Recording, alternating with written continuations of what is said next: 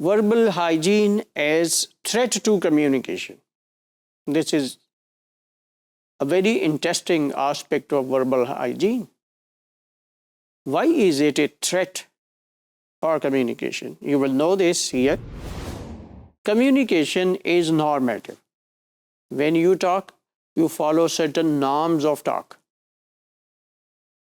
We understand each other when we talk according to established norms. Values are cultural, moral or political.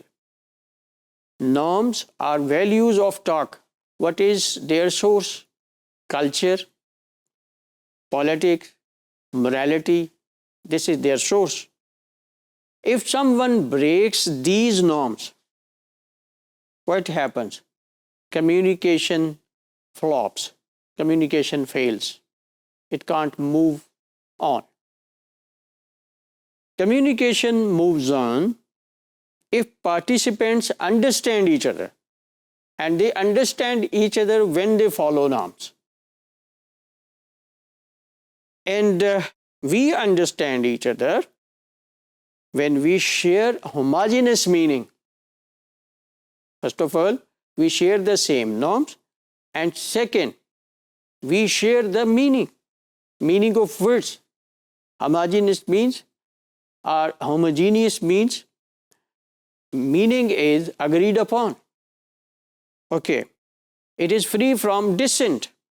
Nobody disagrees with word meaning. Overall, community agrees upon meaning of different words found in the same language. Okay.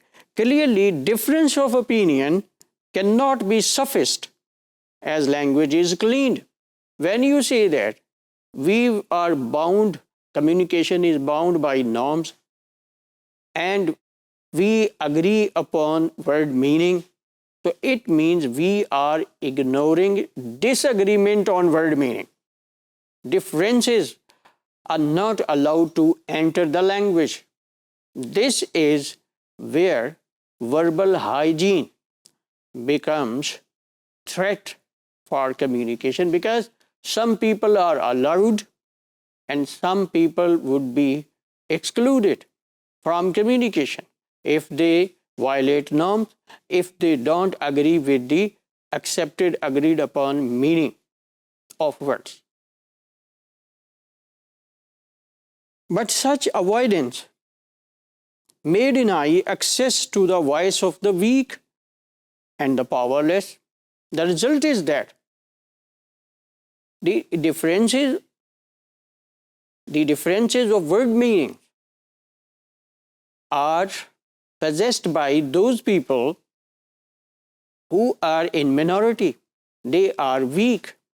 So if you don't accept them in communication, their voice would always be suppressed. They would never take part in communication. Their ideas, their views would never become public. So this is the side effect. This is the threat. In this case, verbal hygiene functions like a gatekeeper. You can enter, you can't enter. So this is, again, like sexism. You should not use language in which some sex discrimination is shown. So that is also a kind of gatekeeping. So in this way, verbal hygiene at this point at least looks like sexism. We conclude that verbal hygiene functions like a gatekeeper as sexism does. It allows somebody, and at the same time it disallows somebody to take part in communication.